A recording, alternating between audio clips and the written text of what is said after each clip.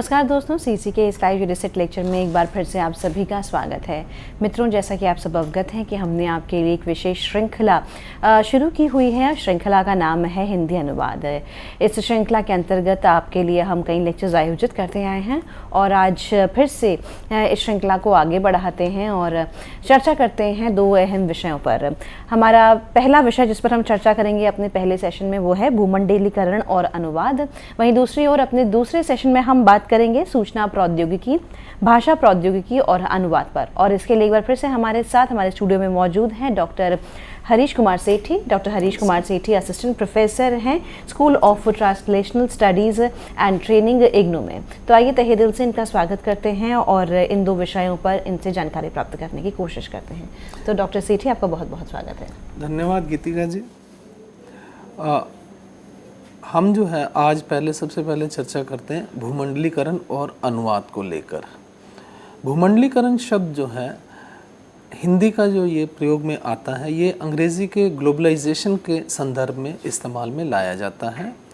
हिंदी में इसके लिए जो है भूमंडलीकरण के अलावा हम देखते हैं वैश्वीकरण, सर्वव्यापीकरण, जगतीकरण और हम देखें तो विश्वग्राम, संसारीकरण जैसे शब्द भी प्रयोग में नज़र आते हैं। लेकिन इनमें से जो सर्वप्रचलित शब्द हम कह सकते हैं वो भूमंडलीकरण ही है। भूमंडलीकरण का अर्थ जो है ये बनता है, अगर हम इसके जो है व्युत्पत्ति मूलक अर्थ को देखें तो करण प्रत्यय से लग के बना हुआ ये शब्द है भूमंडल।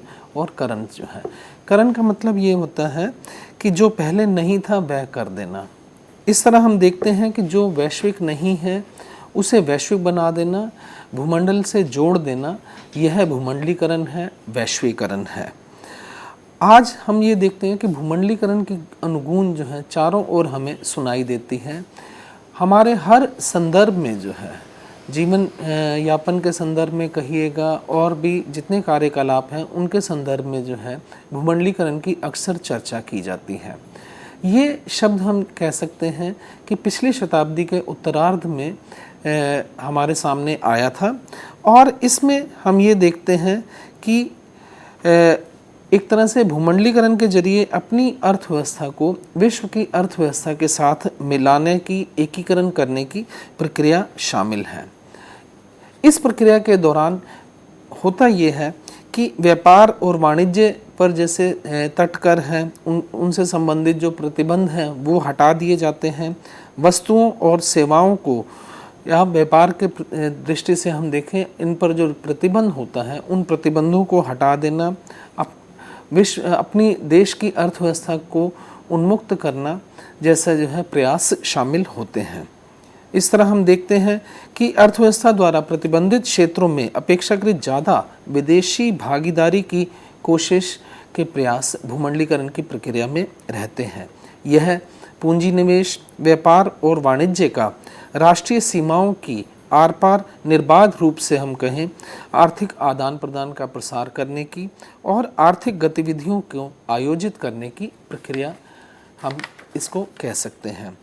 नोबेल पुरस्कार विजेता विश्व बैंक के पूर्व अर्थशास्त्री जोसेफ स्टिग्लिट्ज़ ने 10 अक्टूबर 2001 को लंदन में प्रकाशित द ऑब्जर्वर अंक में एक खुलासा करते हुए लिखा था कि भूमंडलीकरण जिस कार में सवार होकर दिग्विजय के लिए निकलता है उसके 4 पहिए हैं: निजीकरण, पूंजी बाजार का उदारीकरण, बाजार आधारित मूल्य निर्धारण और मुक्त बाजार।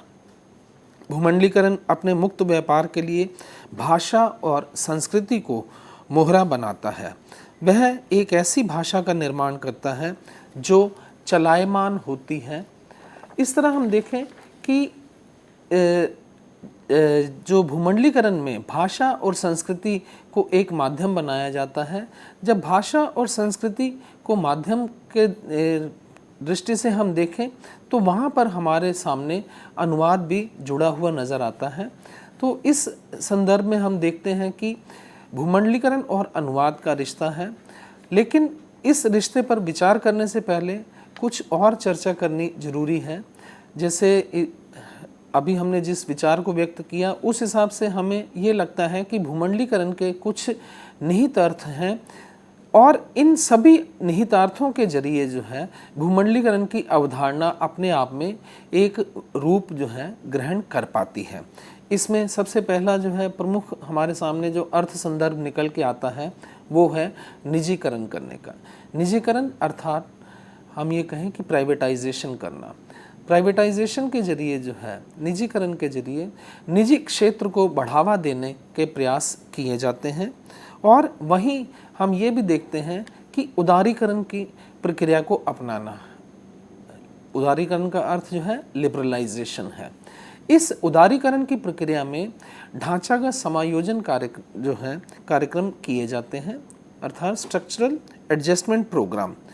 इन कार्यक्रमों में सरकारी नियंत्रण को कम से कम किया जाता है और उद्योगों पर भी कम नियंत्रण रखा जाता है।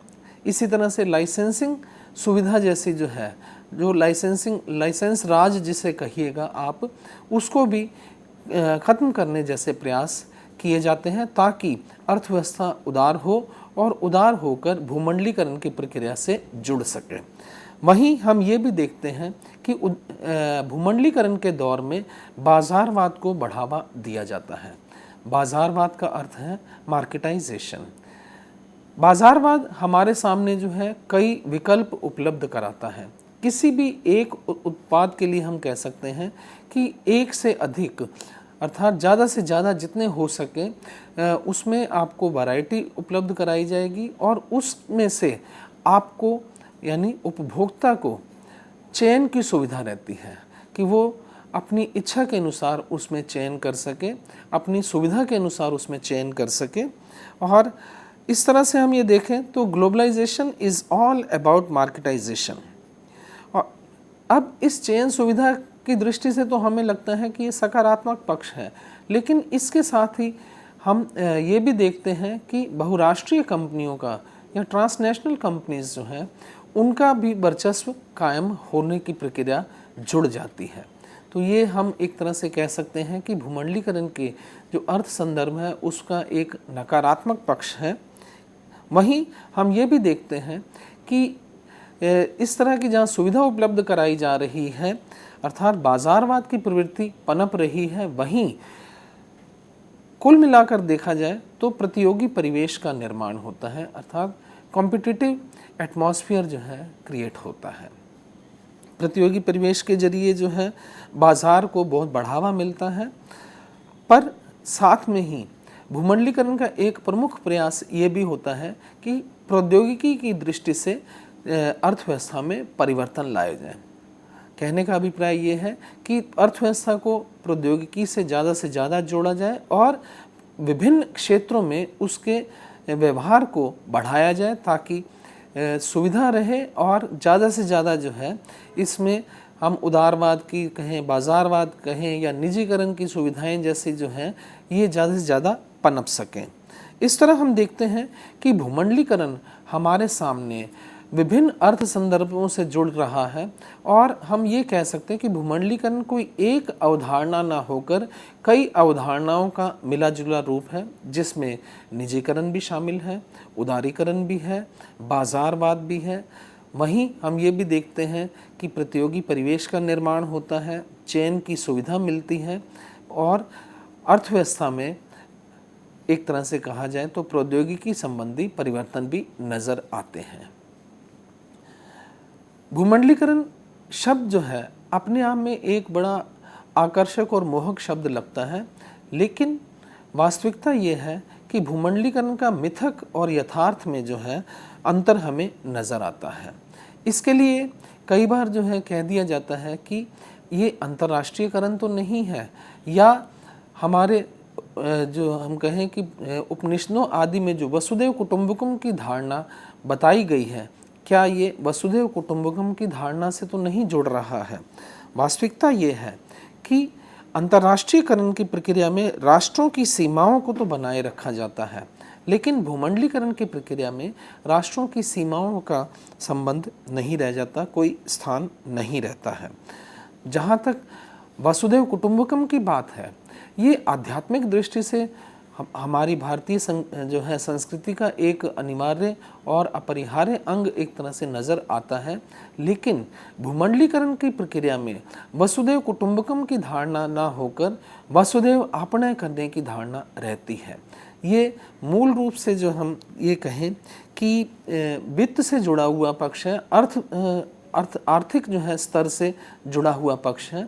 इसमें आध्यात्मिक या भावनात्मक स्तर पर जो है कोई स्थान नहीं रह जाता है। इस तरह हम ये कह सकते हैं कि भूमंडलीकरण के मिथक और यथार्थ में अंतर नज़र आता है।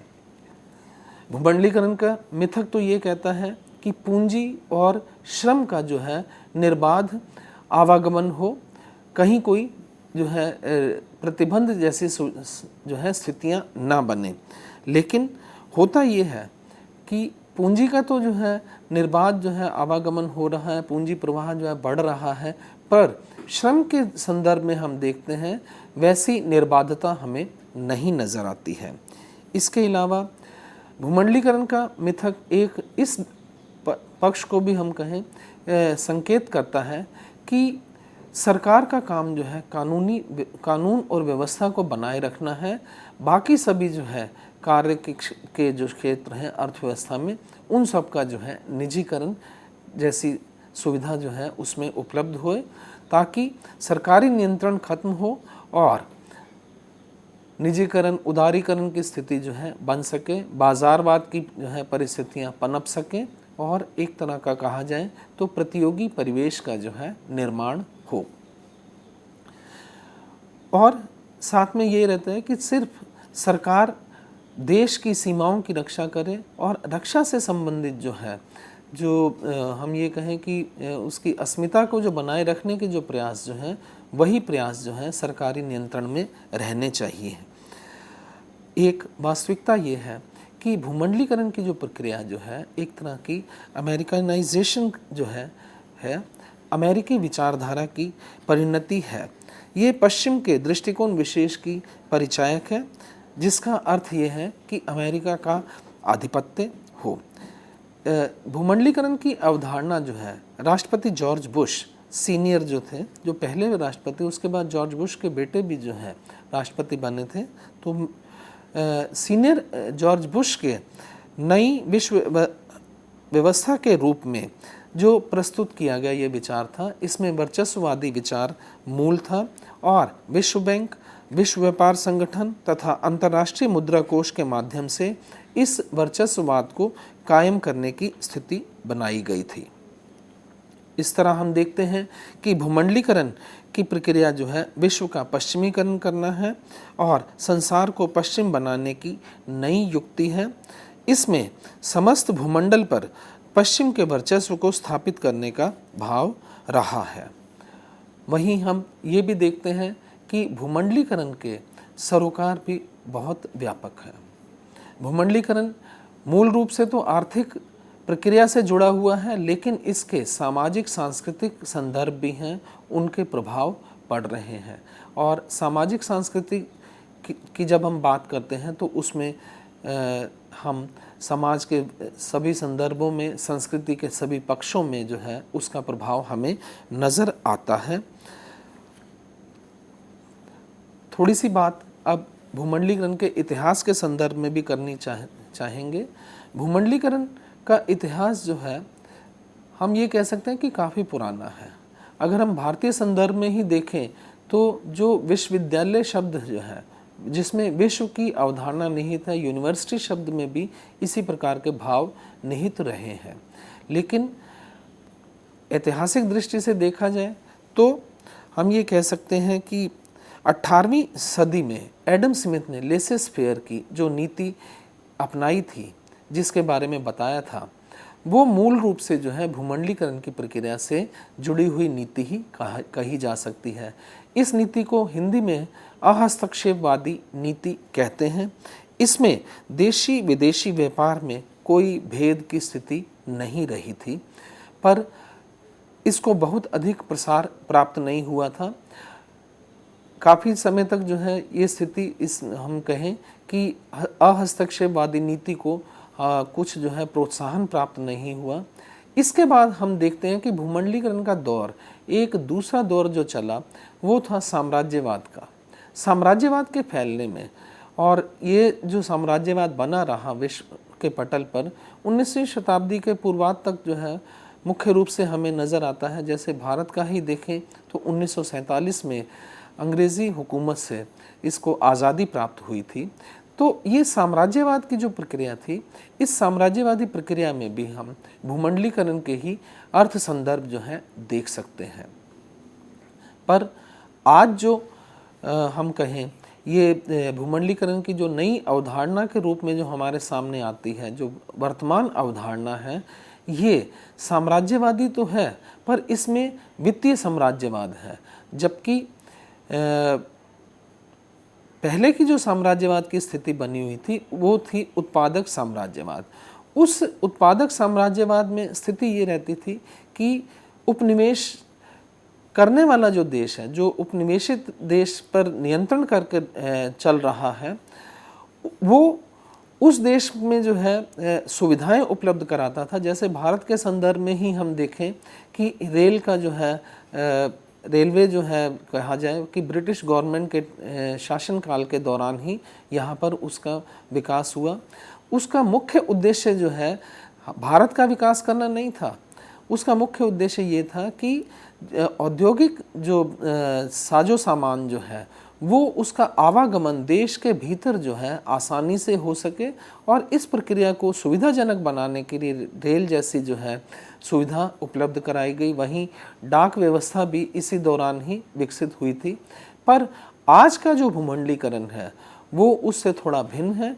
ये वित्तीय भूमंडलीकरण है। इसमें पूंजी के जरिए जो है हम ये कह सकते हैं साम्राज्यवादी ताकतें जो हैं एक तरह से दूसरे देश पर अपना नियंत्रण बना लेती हैं, और हम ये देखते हैं कि बहुराष्ट्रीय कंपनियां एक शोषण का जो है माध्यम भी बन जाती हैं।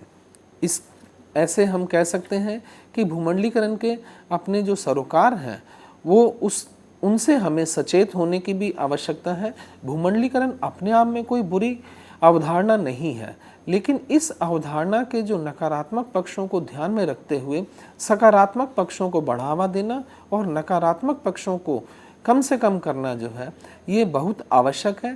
तभी भूमंडलीकरण का जो है सार्थक उपयोग संभव हो पाता है।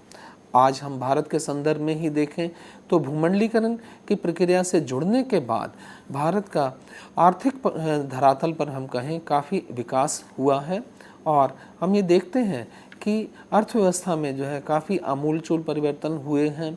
और जहाँ पर सार्वजनिक नियंत्रण था, सरकारी नियंत्रण था, उस नियंत्रण को कमी करते हुए निजी क्षेत्र को भी बढ़ावा दिया गया है, और उनके लिए भी कई जो है क्षेत्र खोले गए हैं।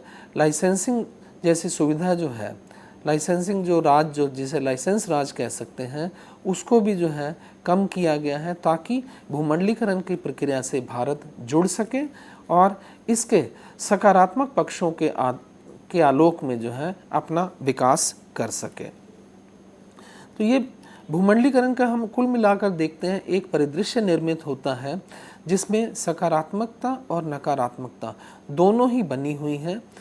ऐसे में हम भाषा के संदर्भ में देखें तो भाषा के स्तर पर भी भूमंडलीकरण का जो है साम्राज्यवाद फैला था। उसमें अंग्रेज़ी को जो है या रोमन लिपि आधारित जो है लिपि को ज़्यादा एक तरह से हम कहें कि प्राथमिकता रही है, और ये रहा कि अंग्रेज़ी भाषा निरंतर फैल रही है और विश्व पर भाषाई जो है साम्राज्यवाद की स्थापना करने लगी। पर हम ये भी देखते हैं कि हिंदी भाषा का जो है इस दौर में विकास हुआ है, और उस विकास का मूल कारण ये रहा है कि हिंदी का संख्या बल जो है, प्रयोक्ता वर्ग जो है वो बहुत ज़्यादा है। भूमंडलीकरण के दौर में जहाँ पर हम ये देखते हैं कि प्रतियोगी परिवेश बन रहा है, चयन की सुविधा मिल रही है, और उत्पादक का मुख्य उद्देश्य ये है कि वो उपभोक्ता तक पहुँचे और ज़्यादा से ज़्यादा उपभोक्ताओं को शामिल करे ताकि उपभोक्तावाद की जो है एक तरह की जो प्रवृत्ति पनपे और ज़्यादा से ज़्यादा उनका उत्पाद जो है उसके खपाई हो सके। पर जब भारत जैसे देश में जहाँ का हिंदी प्रयोक्ता वर्ग बहुत अधिक है, तो बहुराष्ट्रीय कंपनियाँ हिंदी को नज़रअंदाज करके नहीं चल सकती, क्योंकि उनका मुख्य उद्देश्य अपने उत्पाद को उसके उपभोग करवाने की प्रवृत्ति की ओर बढ़ाना है और अपने उत्पाद को खपाना है। उनका भाषा के प्रति वैसा लगाव नहीं है कि भाषा का विकास करना है या भाषा का वर्चस्व स्थापित करना है। परोक्ष रूप से हम ये कह सकते हैं कि वर्चस्व चाहे इंटरनेट जैसी सुविधा हो, वहाँ पर हमें नज़र आता है। पर सीधे तौर पे देखें तो उत्पादक उपभोक्ता तक पहुंचने के लिए उसकी भाषा को माध्यम बनाता है। इस तरह देखते हैं हम कि मल्टीनेशनल कंपनीज़ ने हिंदी को भी अपना काफ़ी बढ़ावा दिया और उत्पादक का हम ये कहें कि उपभोक्ता से संवाद स्थापित करने के लिए उन्होंने इसको माध्यम के रूप में अपनाया है। हाँ, ये बात अलग है कि उत्पादक की अपनी आंतरिक प्रबंध व्यवस्था वगैरह है, वहाँ पर उनकी अपनी भाषा का, अंग्रेज़ी भाषा का एक तरह का वर्चस्व बना हुआ है। पर हिंदी को वो नज़रअंदाज करके ऐसी स्थिति नहीं बना सकते कि भूमंडलीकरण का फ़ायदा वो उठा सकें। इस प्रक्रिया में हम देखते हैं कि हिंदी का भी बहुत अधिक विकास हुआ है। हिंदी देश विदेश में काफ़ी व्यवहार में ज़्यादा से ज़्यादा बढ़ रही है, उसका प्रयोक्ता वर्ग बढ़ रहा है और हिंदी एक नए रूप में भी ढल के सामने आ रही है। हालांकि ये भी ठीक है कि भाषाई साम्राज्यवाद के कारण अंग्रेज़ी भी अपने आप में एक चुनौती अनुभव कर रही है। अंग्रेज़ी की भाषा वहाँ पर हम ये देखते हैं कि उसका स्वाभाविक स्वरूप है उसमें भी परिवर्तन नज़र आ रहा है। वहाँ पर सी यू जैसा शब्द लिखना हो तो सी और यू वर्ण उसी को प्रयोग में लाकर एक तरह से भाव की अभिव्यक्ति कर दी जाती है। पर मुख्य बात यह है कि देश विदेश अन्य देश हम कहें वो अंग्रेज़ी भाषा के प्रति भी सचेत हो रहे हैं और जापान, चीन या फ्रांस जैसे देश भी अपनी भाषा के प्रति खास तौर पर ध्यान दे रहे हैं। इस तरह हम देखें कि भूमंडलीकरण का भाषा से भी जुड़ाव है, पर हम ये भी देखते हैं कि अनुवाद के संदर्भ में भूमंडलीकरण के सकारात्मक पक्ष हमारे सामने काफ़ी नज़र आते हैं। और उसका कारण ये है कि अनुवाद स्वयं में भूमंडलीकरण की प्रक्रिया है। आप ये सुन के शायद हैरान होंगे, लेकिन वास्तविकता यही है कि भूमंडलीकरण में भी जो अपना नहीं है उसको अपना बनाना है। यानी देश की सीमाओं को दूर करते हुए जो वैश्विक नहीं है उसको वैश्विक कर देना, बनाना, वो भूमंडलीकरण है। उसी तरह से अनुवाद भी एक भाषा में जो लिखा हुआ है उसको दूसरी भाषा तक पहुंचाने का जो काम करता है, उसमें अनुवाद माध्यम बनता है। तो अनुवाद और भूमंडलीकरण तात्विक दृष्टि से देखें तो एक ही प्रक्रिया हम कह सकते हैं। वास्तविकता ये है कि अनुवाद विभिन्न भाषाओं के बीच में सेतु का काम करता है। और हम ये भी देखें कि भूमंडलीकरण के इतिहास और उसकी क्रमिक संरचना में अनुवाद का बराबर स्थान बना रहा है। पूर्व आधुनिक काल में हम देखते हैं वहाँ पर ग्लोबल ट्रांसफॉर्मेशन में एक डेविड हेल्ड हैं, उन्होंने ये लिखा था कि उस दौरान भूमंडलीकरण का केंद्र धर्म था और धर्म के साथ साथ अनुवाद के जरिए धर्म की उसका प्रचार प्रसार बढ़ा था। बाद में इस विकास की प्रक्रिया में हम ये देखते हैं कि साम्राज्यवाद की स्थापना हुई, औद्योगिक क्रांति हुई और उसके बाद शीत युद्ध तथा उत्तर शीत युद्ध की स्थितियां बनी। अब इन सभी स्थितियों में अनुवाद अपना अनिवार्य रूप में स्थान बनाए हुए रहा है। भूमंडलीकरण के युग में विज्ञान की भूमिका सबसे अधिक महत्वपूर्ण सिद्ध हो रही है। इसकी पृष्ठभूमि में हम देखें तो भूमंडलीकरण की भूमिका भी महत्वपूर्ण रही है, क्योंकि भूमंडलीकरण के जरिए हम ये देखते हैं कि जो प्रतियोगी परिवेश बनता है वहीं प्रौद्योगिकी परिवर्तनों की तरफ भी अर्थव्यवस्था जुड़ती है। अब भूमंडलीकरण के दौर में ही सूचना प्रौद्योगिकी जैसी अवधारणा भी विकसित हुई है और सूचना प्रौद्योगिकी ने जहाँ पर भिन्न भाषाओं के बीच में संवाद की स्थिति बनाई है और ये संवाद तभी सार्थक हो पाता है जब उसमें अनुवाद की अनिवार्य उपस्थिति बनी रहे। वास्तविकता ये है कि भूमंडलीकरण के मार्ग में बाधक भाषाओं में अनुवाद संपर्क सेतु का काम करता है। उत्पादक और उपभोक्ता की भाषिक भिन्नता की स्थिति में अनुवाद की अनिवार्य रूप से उपस्थिति हमें नज़र आती है। हम ये भी कह सकते हैं कि भूमंडलीकरण के दौर में सूचना प्रौद्योगिकी ने अनुवाद से एक सार्थक रिश्ता कायम किया है और इसी सार्थक रिश्ते का परिणाम हमारे सामने मशीनी अनुवाद जैसी अवधारणा रही है। इंटरनेट ने कंप्यूटर के जरिए जहां भूमंडलीकरण किया है, वहीं हम ये भी देखते हैं कि बाज़ारवादी व्यवस्था में भी अनुवाद अपना स्थान बना रहा है। एक ही विज्ञापन के अलग अलग भाषाओं में अनुवाद के जरिए उनको प्रचारित करना जो है, ये भी भूमंडलीकरण की ही परिणति रही है। संचार और प्रचार में अनुवाद की विशेष भूमिका हमें नज़र आती है और प्रचार का एक सशक्त माध्यम जो है विज्ञापन है। विज्ञापनों का अनुवाद आप देखते हैं, किसी भी चैनल पे देखिएगा, किसी भी बहुराष्ट्रीय कंपनी के उत्पाद की अगर चर्चा की जा रही है तो मूल विज्ञापन जो है एक भाषा में तैयार कर लिया जाता है और उसके बाद उसका विभिन्न भाषाओं में अलग अलग चैनल्स के हिसाब से भाषिक आवश्यकता के अनुसार जो है उसका हम ये कह सकते हैं अनुवाद के जरिए उस उपभोक्ता वर्ग तक जो है पहुंचने का एक माध्यम बनता है। और हम ये भी देखते हैं कि भूमंडलीकरण से पर्यटन को भी बढ़ावा मिला है और पर्यटन के क्षेत्र में अनुवाद काफ़ी महत्वपूर्ण भूमिका निभा रहा है। भाषा संबंधी जो है विभिन्न प्रकार के पाठ्यक्रम जो हैं शुरू हुए हैं और उस तरह के पाठ्यक्रमों में अनुवाद एक संवाद सेतु का काम करता है। और हम ये देख सकते हैं भूमंडलीकरण के दौर में dress designing, fashion technology, interior decoration आदि नए आयाम जो हैं विकसित हुए हैं और इन आयामों में भी अनुवाद की भूमिका महत्वपूर्ण रही है। कुल मिलाकर हम ये देखें, जहाँ इन क्षेत्रों में हमें अनुवाद की स्थिति परिस्थिति नज़र आती है, उसकी उपस्थिति नज़र आती है, वहीं हम ये भी देख रहे हैं कि हिंदी भाषा का भी विकास हो रहा है।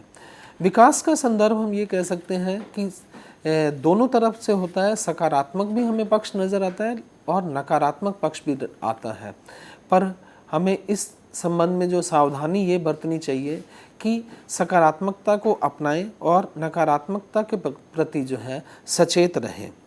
अंत में हम यही कह सकते हैं कि आर्थिक पटल पर विश्व की राष्ट्रीय अर्थव्यवस्थाओं में भूमंडलीकरण एकीकरण जो है होता जा रहा है, लेकिन एकीकरण की यह प्रक्रिया ना आर्थिक कार्यकलापों का एकीकरण है, ना वासुदेव कुटुंबकम की पुनीत भावना। इस आधुनिक अवधारणा को साकार करने में सूचना प्रौद्योगिकी ने महत्वपूर्ण भूमिका निभाई है। भूमंडलीकरण में जहाँ कई अवसर हैं, वहीं खतरे भी हैं जिस ओर ध्यान देने की ज़रूरत है। हम ये भी देखते हैं कि अनुवाद सदैव आवश्यक बना रहा है। सामाजिक, सांस्कृतिक, वैचारिक तथा राजनीतिक परिवर्तन लाने में अनुवाद की भूमिका महत्वपूर्ण रही है, किंतु आज के बढ़ते भूमंडलीकरण के दौर में तो अनुवाद अपरिहार्य हो गया है।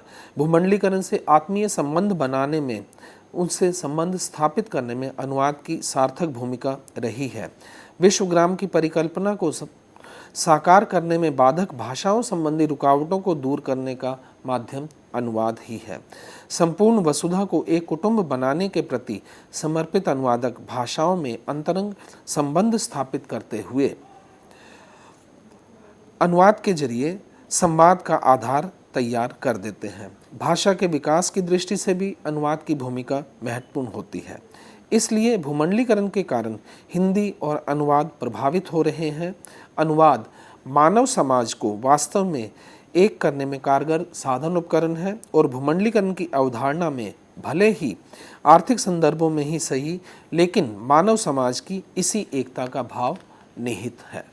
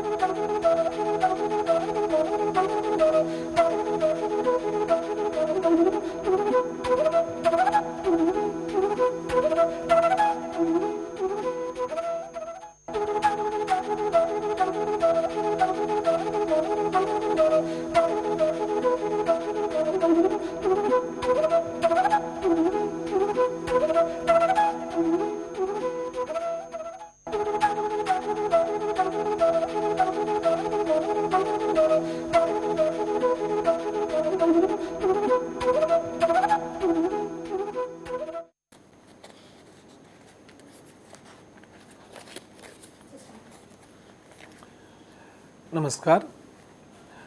अभी हम चर्चा करेंगे सूचना प्रौद्योगिकी, भाषा प्रौद्योगिकी और अनुवाद। इस व्याख्यान में हम ये बताएंगे कि सूचना प्रौद्योगिकी क्या है, भाषा प्रौद्योगिकी क्या है और इनका अनुवाद से क्या संबंध है। सूचना प्रौद्योगिकी शब्द सूचना और प्रौद्योगिकी से मिलकर बना है। सूचना का अर्थ है जानना। जानना अर्थात किसी न किसी आधार सामग्री के अनुसार हम जानकारी को हासिल कर पाते हैं।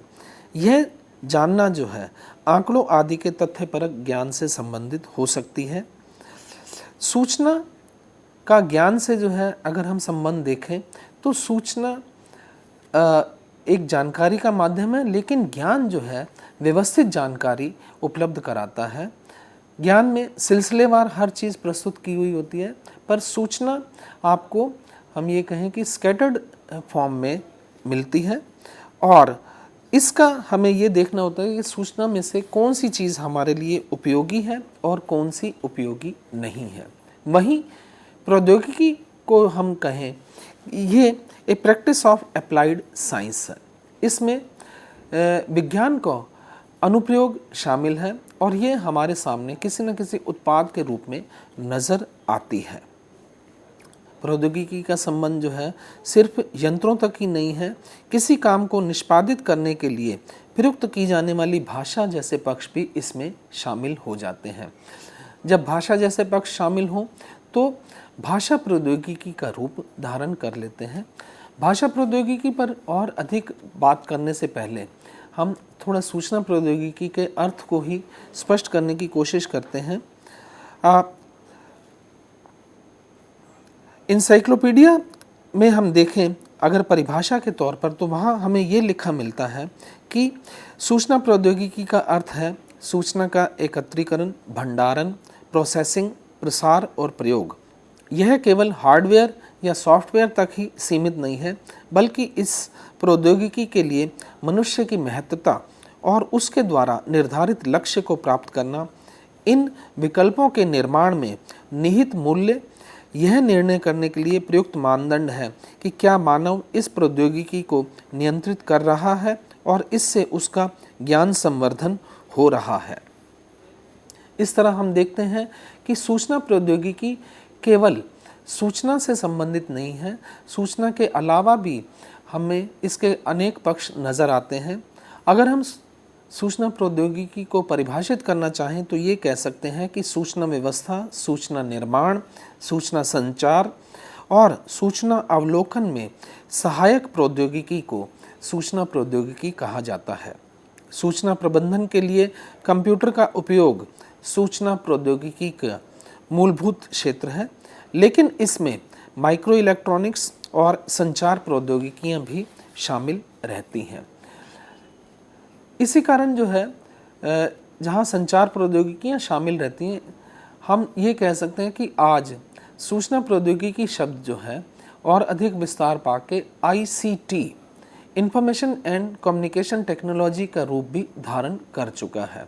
जबकि पहले हम ये कहें जब सूचना प्रौद्योगिकी का विकास शुरू हुआ तो इसे सिर्फ कंप्यूटर प्रौद्योगिकी से जोड़ के देखा जाता था और बाद में सूचना प्रौद्योगिकी शब्द आया और इसके साथ ही अब आजकल हम ये कह सकते हैं कि सूचना और संचार प्रौद्योगिकी शब्द व्यवहार में लाया जाता है। वैसे तो अगर सूचना प्रौद्योगिकी के उद्भव और विकास पर विचार किया जाए तो कृषि क्रांति हमारी भारत सभ्यता के विकास में जो रही है आरंभिक दौर में, तो मानव जीवन की वो पहली क्रांति थी। उसने मनुष्य को घुमक्कड़ प्रवृत्ति से हटाकर स्थायी बना दिया था। उसके बाद हम प्रौद्योगिकी के संदर्भ में ही देखें तो दूसरी क्रांति जो आई वो हम ये कह सकते हैं औद्योगिक क्रांति थी। इस औद्योगिक क्रांति के दौरान उत्पादन की नई नई तकनीकों ने भौतिक विकास का आधार उपलब्ध कराया था। जैसे 1708 में हम देखें भाप इंजन का विकास हुआ। 1829 में लिवरपूल मैनचेस्टर राजमार्ग का, 1909 में कार का और 1937 में जेट प्लेन का विकास हुआ था। पर इस तरह के विकास में हम ये देख रहे हैं कि काफ़ी समय अंतराल था।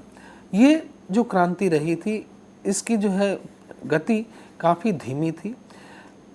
आज तीसरी जो बड़ी क्रांति हमें नज़र आती है वो सूचना और संचार क्रांति हम उसको कह सकते हैं।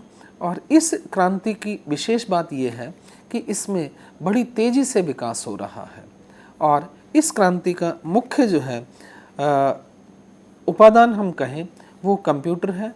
पर सिर्फ कंप्यूटर ही सूचना क्रांति का आधार नहीं है। कंप्यूटर के अलावा जो है अन्य प्रौद्योगिकियां भी इसमें शामिल रहती हैं।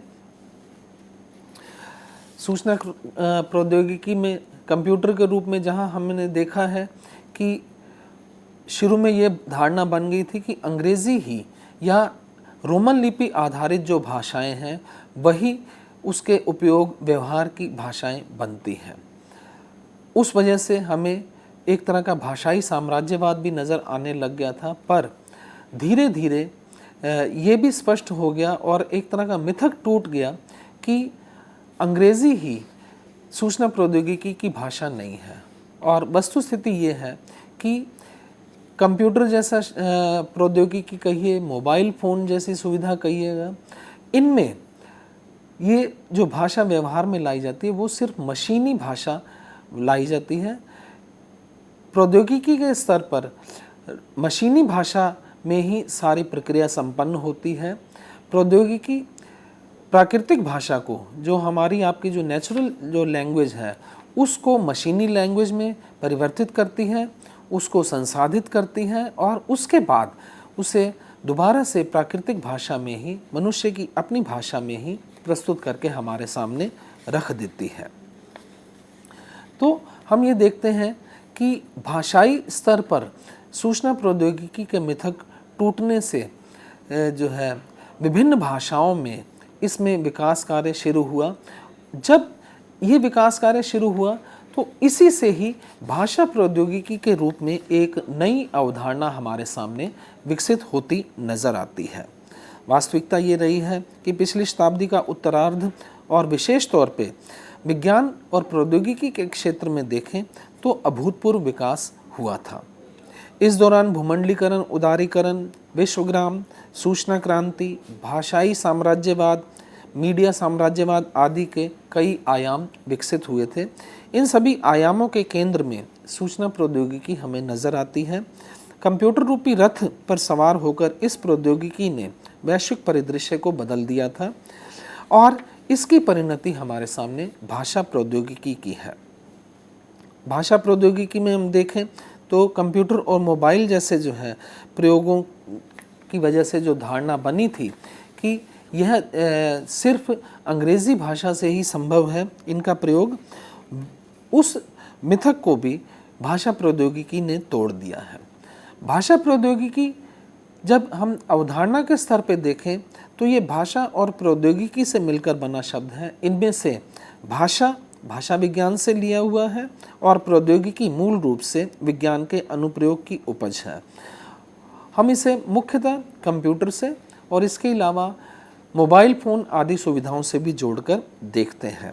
भाषा प्रौद्योगिकी को हम भाषा विज्ञान, कंप्यूटर, कृत्रिम बुद्धि अर्थात आर्टिफिशियल इंटेलिजेंस और वाक प्रौद्योगिकी, स्पीच टेक्नोलॉजी के सुमेल का विषय क्षेत्र कह सकते हैं।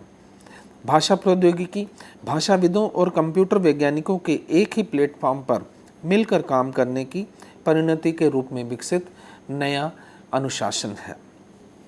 भाषा प्रौद्योगिकी आज की भाषा तकनीक संबंधी ज़रूरतों को पूरा करने में एक महत्वपूर्ण विषय क्षेत्र है और ज्ञान का यह क्षेत्र भाषाई कंप्यूटर का रूप मात्र है। आज कंप्यूटर, मोबाइल आदि विविध रूपों में मशीनें मानव से संवाद का माध्यम बन गई हैं। लेकिन ध्यान देने की बात यह है कि ये मशीनें भाषा संबंधी अंतःक्रिया अपने आप नहीं करती, उन्हें भाषा से युक्त करना पड़ता है। मशीनों से भाषा का यह जुड़ाव प्राकृतिक भाषा संसाधन कहलाता है। लेकिन मशीनों और भाषा के बीच के संवाद रूपी अनुप्रयोग के दौरान भाषिक चुनौतियां सामने आती हैं। इन चुनौतियों का सामना करने के लिए भाषिक सिद्धांतों और पद्धतियों को व्यवहार में लाया जाता है। इस तरह यह भाषा विज्ञान के सिद्धांतों का कंप्यूटर में अनुप्रयोग द्वारा संभव हो पाता है। इस जरूरत के परिणाम स्वरूप कंप्यूटेशनल लिंग्विस्टिक्स विषय क्षेत्र का विकास हुआ। कंप्यूटेशनल लिंग्विस्टिक के अंतर्गत प्राकृतिक भाषा को संसाधित करने के लिए भाषा विज्ञान सिद्धांतों और प्रक्रियाओं तथा नियमों आदि का प्रौद्योगिकी के संदर्भ में अनुप्रयोग किया जाता है। यह भाषा का वैज्ञानिक अध्ययन है जिसमें भाषा विशेष के विभिन्न भाषिक तत्वों का अभिकलनात्मक कंप्यूटेशनल मॉडल प्रस्तुत किया जाता है। यह मॉडल ही प्रौद्योगिकी के विकास का आधार बनता है। उसे भाषा के संदर्भ में व्यवहार योग्य बनाकर प्रौद्योगिकी के जरिए भाषा कर्म करने को सरल बना देता है। स्वाभाविक है कि प्रौद्योगिकी के भाषिक सिद्धांतों, भाषा वैज्ञानिक सिद्धांतों आदि से युक्त होने पर कंप्यूटर आदि प्रौद्योगिकी में प्राकृतिक भाषा को संसाधित करना संभव हो पाता है। भाषा को संसाधित करने का यह कार्य भाषा के ध्वनि, रूप रचना, वाक्य विन्यास, प्रोक्ति संरचना के साथ साथ अर्थ संरचना के स्तर पर भी होता है। यानी प्रौद्योगिकी में भाषिक नियम व्यवस्था का प्रयोग करके यह विषय क्षेत्र भाषा प्रौद्योगिकी बन जाता है। यहाँ हम कह सकते हैं कि भाषा और प्रौद्योगिकी के बीच में आपस में संबंध स्थापित हो जाता है। इस तरह हम अगर भाषा प्रौद्योगिकी को परिभाषित करना चाहें तो ये कह सकते हैं, भाषा विज्ञान और प्रौद्योगिकी के मिले जुले रूप से प्रौद्योगिकी का भाषा के संदर्भ में और उससे अंतःक्रियात्मक अनुप्रयोग जो है भाषा प्रौद्योगिकी कहलाता है। विशेष बात यह है कि अर्थ के धरातल पर भाषा प्रौद्योगिकी दो आयामों को दर्शाती है। एक, प्रौद्योगिकी को माध्यम भाषा के रूप में अपनी भाषा से जोड़ना, और दूसरा, प्रौद्योगिकी का अपनी भाषा के संदर्भ में उपयोग करना।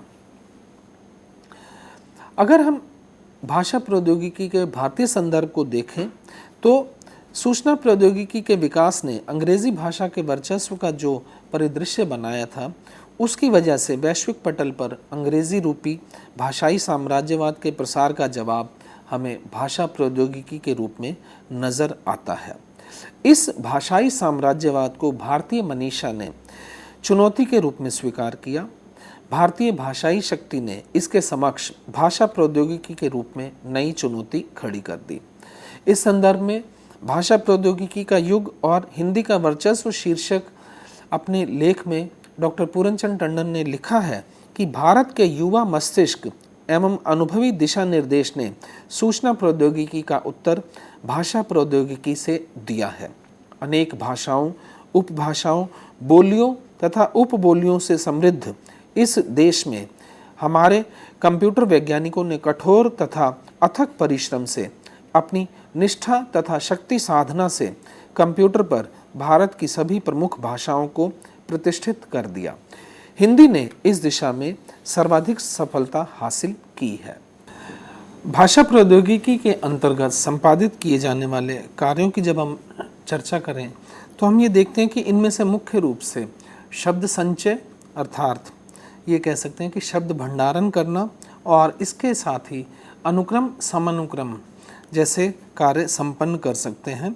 शब्द अनुक्रम और समानुक्रम का अर्थ है कि शब्दों और वाक्यों की क्रमबद्धता को बनाए रखना और साथ ही पार्सिंग, वर्तनी जांच, व्याकरण जांच, लिप्यंतरण और अनुवाद जैसे पक्ष भी भाषा प्रौद्योगिकी के अंतर्गत संपादित किए जाने वाले कार्यों में शामिल होती है। लेकिन इसके साथ ही हम इस पक्ष को भी नज़रअंदाज नहीं कर सकते कि भाषा प्रौद्योगिकी के रूप में जो हमारे सामने नया अभियान नज़र आता है वो वास्तव में सूचना प्रौद्योगिकी में ही शामिल है। इसलिए हम भाषा प्रौद्योगिकी को सूचना प्रौद्योगिकी का हम विस्तार भी कह सकते हैं। वहीं जब हम भाषा प्रौद्योगिकी के अनुप्रयोग की दिशाओं पर विचार करते हैं तो हमें ये स्पष्ट रूप से नजर आता है कि भारत के प्रज्ञावान युवा मस्तिष्क और अनुभवी दिग्दर्शकों ने सूचना प्रौद्योगिकी के कंप्यूटर जैसे प्रमुख उपादान में सभी प्रमुख भारतीय भाषाओं को प्रतिष्ठित करके प्रौद्योगिकी को वास्तव में अपनी भाषाओं से जोड़ने का प्रशंसनीय कार्य किया है। कंप्यूटर अनुवाद, रूपांतरण, डिक्टेशन, डबिंग, सबटाइटलिंग, वर्तनी संशोधन, व्याकरण जांच, दूर मुद्रण, भाषा शिक्षण, लेखा जोखा, भाषा प्रशिक्षण, कक्ष मुद्रण आदि भाषा प्रौद्योगिकी के विविध लक्ष्य हैं। गर्व का विषय यह है कि इन क्षेत्रों में कंप्यूटर पर विविध भाषाओं में और विशेष तौर पर हिंदी में अनुप्रयोग करना संभव हो गया है। उल्लेखनीय यह भी है कि इस संदर्भ में हिंदी भाषा की स्थिति अग्रणीय है। जब हम हिंदी भाषा की स्थिति अग्रणीय है कहते हैं तो इसका मतलब ये है कि हिंदी में काफ़ी अधिक आयामों में हमें भाषा प्रौद्योगिकी का व्यवहार नज़र आता है। जैसे हम मुख्य रूप से बात करें तो वर्ड प्रोसेसिंग और डाटा प्रोसेसिंग अर्थात शब्द संसाधन और आंकड़ा संसाधन का काम तो काफ़ी अधिक हो ही रहा है और इसके लिए हमारे सामने कई प्रकार के सॉफ्टवेयर और फॉन्ट आदि भी विकसित नज़र आते हैं। इसके अलावा हम ये भी देखते हैं कि कक्ष मुद्रण जैसा डीटीपी का काम जो है वहीं और कंप्यूटर साधित भाषा शिक्षण अर्थात computer assisted language teaching, titling software, PC आधारित टेलेक्स प्रणाली, मल्टीमीडिया, व्यापार लेखा सॉफ्टवेयर, बैंक ग्राहक सेवा संबंधी सॉफ्टवेयर, पाठ से वाक अर्थात text to speech, Hindi dictation software, computer अनुवाद सॉफ्टवेयर आदि भी विकसित हो चुके हैं। अन्य भारतीय भाषाओं में भी इन आयामों में भाषा प्रौद्योगिकी के विकास की दिशा में काम किया गया है और हो रहा है।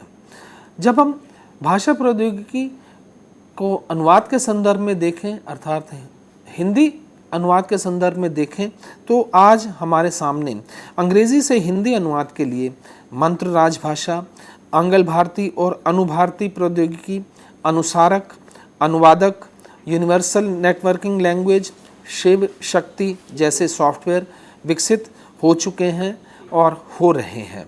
इनके अलावा गूगल ट्रांसलेट जैसी ऑनलाइन सुविधा भी उपलब्ध है जिसके जरिए हम अंग्रेज़ी से हिंदी में मशीनी अनुवाद हमें सार्थक रूप से संभव होता नज़र आता है। इसलिए हम ये देखते हैं कि हिंदी अनुवाद के क्षेत्र में काफ़ी काम हो रहे हैं, पर इसके साथ हमें इस पक्ष को भी ध्यान में रखना होगा कि इस तरह के सॉफ्टवेयर में जो है हमें विशेष तौर पर जो सफलता ज़्यादा अच्छी जो नज़र आ रही है वो क्षेत्र विशेष केंद्रित मशीनी अनुवाद सॉफ्टवेयर प्रणालियाँ के रूप में आती है। क्षेत्र विशेष केंद्रित का अर्थ ये है कि डोमेन स्पेसिफिक किसी एक विशिष्ट क्षेत्र पर केंद्रित अगर मशीनी अनुवाद प्रणाली विकसित की गई हो तो उसके बेहतर परिणाम हमारे सामने नज़र आते हैं बनिस्बत सामान्य मशीनी अनुवाद प्रणाली के। वैसे भी हम देखें तो वैश्विक स्तर पर अब ये स्वीकार किया जा चुका है कि पूरी तरह से अगर मशीनी अनुवाद करना हो जिसे कहा जाए कि फुल्ली ऑटोमेटिक मशीन ट्रांसलेशन जो है जैसा सॉफ्टवेयर कोई विकसित करना हो तो वो सार्थक नहीं हो पा रहा है। इसमें अभी और अधिक विकास की संभावनाएं हैं। इस कारण जो है अर्ध स्वचालित मशीनी अनुवाद प्रणालियों पर यानी सेमी ऑटोमेटिक मशीन ट्रांसलेशन जैसे सॉफ्टवेयर विकसित करने की दिशा में प्रयास किए जा रहे हैं। जहां अर्ध संचालित स्वचालित की बात हम करते हैं तो इसका अर्थ ये है कि कंप्यूटर और मानव का सहयोग जो है किया जाए तभी इस तरह का जो है मशीनी अनुवाद संभव है। मानव और मशीन का सहयोग दो तरीके से हो सकता है कि ह्यूमन असिस्टेड मशीन ट्रांसलेशन किया जाए जिसे HAMT कहते हैं या फिर मशीन असिस्टेड ह्यूमन ट्रांसलेशन जिसे MAHT भी कहा जाता है किया जाए। पर इतना तो अवश्य ये है कि मनुष्य और मानव के सहयोग के जरिए जो मशीनी अनुवाद के प्रयास किए जा रहे हैं वो काफ़ी हद तक सफल भी सिद्ध हो रहे हैं। वैसे इसे और अधिक सफल बनाने के लिए मानकीकरण की भी आवश्यकता है। जब हम मानकीकरण की बात करते हैं तो इसका अर्थ ये है कि हमें प्रौद्योगिकी और भाषा को मानकीकृत करना है, उसे स्टैंडर्डाइज करना है, ताकि बेहतर तरीके से जो है बेहतर रूप में हमारे सामने जो है अनुवाद होके आ सकें। इसे हम ये भी कह सकते हैं कि भाषा प्रौद्योगिकी के सार्थक अनुप्रयोग के लिए आज जो मानकीकरण की आवश्यकता है, ताकि भाषा तकनीकी अनुकूल, टेक्नोलॉजी फ्रेंडली जो है बन सके। इस संदर्भ में जहां कंप्यूटर प्रणाली का मानकीकरण करके उसे भाषा के अनुकूल बनाने की ज़रूरत है, वहीं हिंदी भाषा को भी तकनीक के अनुकूल बनाना होगा। जब हम तकनीक के अनुकूल हिंदी भाषा को बनाने की बात करते हैं तो हमें कई पक्षों को ध्यान में रखना होगा, और इनमें से जो है जो कुछ पक्ष मुख्य रूप से नज़र आते हैं जिनमें मानकीकरण की आवश्यकता है, वे हैं वर्तनी, वर्णमाला, वर्णक्रम, वर्णाकृति, वाक्य विन्यास, व्याकरण, शब्दावली, पारिभाषिक शब्दावली और उच्चारण आदि। हालांकि मानकीकरण के संदर्भ में जो है सरकारी प्रयास काफ़ी सार्थक सिद्ध हुए हैं। इस दिशा में हम देखते हैं कि केंद्रीय मानव संसाधन विकास मंत्रालय के अंतर्गत जो है, भारत सरकार का जो ये मंत्रालय है, उसके अंतर्गत केंद्रीय हिंदी निदेशालय ने लिपि और वर्तनी के मानकीकरण की दिशा में सार्थक प्रयास किए हैं। पर हमें ये भी ध्यान में रखकर चलना होगा कि भाषा प्रौद्योगिकी के संदर्भ में भी इस मानकीकरण पर पुनर्विचार किया जाए। इस तरह हम देखते हैं कि भाषा प्रौद्योगिकी और सूचना प्रौद्योगिकी आपस में जुड़े हुए हैं, और वहीं हम ये देखते हैं कि भाषा प्रौद्योगिकी का जो विकास अनुवाद के संदर्भ में जो हुआ है वो कई क्षेत्रों में हमें सार्थक रूप से नज़र आ रहा है। जैसे हम ये देखें कि सीधी सादी सूचनाओं का अगर अनुवाद करना हो तो बेहतर अनुवाद हो जाता है। वहीं सरकारी दस्तावेज़ों का अनुवाद हो या फिर विज्ञान और प्रौद्योगिकी या ज्ञान विज्ञान के विभिन्न विषयों से जुड़े हुए सामग्री के अनुवाद कंप्यूटर के जरिए बेहतर हो सकते हैं। और इसके अलावा हम ये भी देखते हैं कि बच्चों के जो से जुड़ा हुआ साहित्य, बाल साहित्य कहिएगा, बाल साहित्य के अलावा जो है सरल पाठ्य पुस्तकें हैं और पत्र पत्रिकाएं जो हैं बाल साहित्य से जुड़ी हुई, उनमें भी मशीनी अनुवाद जो है सार्थक सिद्ध हो रहा है। और इसके साथ ही हम ये भी देखते हैं कि आंकड़ों का अगर जो है भाषांतरण करना हो या फिर लिप्यंतरण अर्थात ट्रांसलिट्रेशन करना हो तो वहाँ पर भी मशीनी अनुवाद जो है सार्थक सिद्ध होता है। पर जहाँ हमें इन आयामों में कंप्यूटर जो है बेहतर परिणाम दे रहा है, वहीं हम ये भी देखते हैं कि सृजनात्मक साहित्य से जुड़ी हुई जो सामग्री है उसका अनुवाद करना अपने आप में कंप्यूटर अनुवाद की जो है सीमा नज़र आती है। और उसका मूल कारण ये है कि सृजनात्मक साहित्य जो है आनंद का साहित्य है, और इस साहित्य के जरिए जो है हम अपने जो है मनोगत भावों की अभिव्यक्ति करते हैं। और वहीं हम ये भी देखते हैं कि इसमें कल्पना या शब्द शक्ति के स्तर पर देखें तो व्यंजना और लक्षणा जो है अधिक होती है, जबकि ज्ञान साहित्य में जो अभिधा शब्द शक्ति होती है जिसमें सीधा सा अर्थ निकलता है। तो मशीनी अनुवाद जो है सीधे अर्थ को तो समझ पाता है और बेहतर तरीके से जो है कंप्यूटर करके आपके सामने ला देता है, पर लक्षणा और व्यंजना को समझ पाना कंप्यूटर के लिए अभी एक चुनौती का काम बना हुआ है। और इसी तरह की कुछ एक अन्य समस्याएं भी हैं जो कंप्यूटर अनुवाद प्रणाली जो है विकसित करने में हमें नज़र आती हैं, वो चाहे उच्चारण के स्तर पर हो, वर्तनी के स्तर पर हो या फिर भाषिक विश्लेषण की हो, और इसके अलावा पर्याय चयन जैसी समस्या हो या अंतरण कोश का अभाव आदि कई पक्ष हैं जिस पर और अधिक विचार करने की आवश्यकता है, ताकि बेहतर तरीके से हमारे सामने जो है मशीनी अनुवाद सार्थक सिद्ध हो और हम भाषा का प्रौद्योगिकी के साथ जो है जुड़ाव स्थापित करके बेहतर जो है अनुवाद कर सकें। इस तरह हमने आज के अपने व्याख्यान में ये देखा कि सूचना प्रौद्योगिकी और अनुवाद का आपस में क्या संबंध है, भाषा प्रौद्योगिकी और अनुवाद का आपस में क्या संबंध है। इसके साथ ही हमने इस पक्ष पर भी विचार किया है कि भाषा प्रौद्योगिकी और सूचना प्रौद्योगिकी में परस्पर आपस में क्या संबंध बनता है, और इनमें इनके सार्थक उपयोग के लिए हम अनुवाद के संदर्भ में देखें तो हमें ये प्रौद्योगिकी बहुत सार्थक सिद्ध हो रही है। और हम ये भी देखते हैं कि भाषा प्रौद्योगिकी के विकास में जो है जो प्रगति हो रही है उसको निरंतरता प्रदान करनी होगी ताकि इसका सार्थक प्रयोग संभव हो, भारतीय भाषाओं का विकास हो, राष्ट्र की प्रगति हो और मानव मात्र का कल्याण हो। धन्यवाद। इसी के साथ हम धन्यवाद देना चाहेंगे डॉक्टर हरीश कुमार सेठी का कि इन्होंने एक बार फिर से हमें अवगत कराया अनुवाद के बारे में और अनुवाद से जुड़े हुए विभिन्न पहलुओं से हमें ओतप्रोत किया, हमें जानकारी प्राप्त हुई। तो मित्रों, हम यही चाहेंगे कि आपके कोई भी अगर सुझाव हो, किसी भी प्रकार की प्रतिक्रिया हो, कोई भी प्रश्न हो इस लेक्चर के संबंध में, तो वो आप हमारे साथ साझा कर सकते हैं। हमारी ईमेल आईडी है info.cc@nic.in। और यही चाहेंगे हम आपसे कि आप जितने भी लेक्चर्स यूट्यूब पर हिंदी अनुवाद को लेकर आप सभी के लिए अपलोड किए गए हैं, इन्हें आप निरंतर देखें, सोचें, उसके बाद ज़रूर हमें लिंक भेजिए और इस लेक्चर को भी हम जल्द आप सभी के लिए यूट्यूब पर अपलोड करेंगे। तो एक बार फिर से हम डॉक्टर हरीश कुमार सेठी को धन्यवाद देना चाहते हैं और सेठी साहब यही जानना चाहेंगे, जो स्टूडेंट्स अनुवाद इस श्रृंखला को निरंतर देख रहे हैं और समझने की कोशिश कर रहे हैं, पढ़ रहे हैं, इनके लिए हम आगे किन विषयों पर और बात करने वाले हैं? अभी हम आगे जो है ये डोमेन स्पेसिफिक जो बात की गई थी, अनुवाद को भी जो है डोमेन स्पेसिफिक देखने की आवश्यकता है, जिसमें ख़ास तौर पे प्रशासन से संबंधित जो है क्षेत्र विशेष रूप से हैं। इसके अलावा कोश विज्ञान से जुड़ी हुई जो है समस्याएं, चुनौतियां हैं।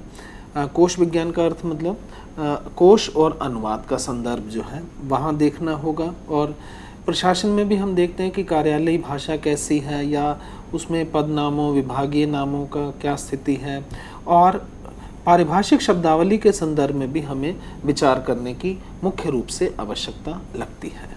बिल्कुल। तो जैसा कि डॉक्टर हरीश कुमार सेठी ने स्वयं बताया किस प्रकार से हमें अनुवाद की आवश्यकता पड़ती है निरंतर, और इसका इस्तेमाल अगर हम इसमें निपुण हैं तो हम अपने कार्य को आसान बना सकते हैं। तो मित्रों, हम भी यही कोशिश कर रहे हैं कि हम आपके लिए आसान बढ़ा दें, शिक्षा को आसान कर दें। तो इसके लिए हम निरंतर आप सभी के लिए लेक्चर्स आयोजित कर रहे हैं। फिर आपसे मुलाकात होगी और इस श्रृंखला के अंतर्गत हम एक नए विषय पर बात करेंगे। तब तक के लिए नमस्कार। नमस्कार सर। नमस्कार।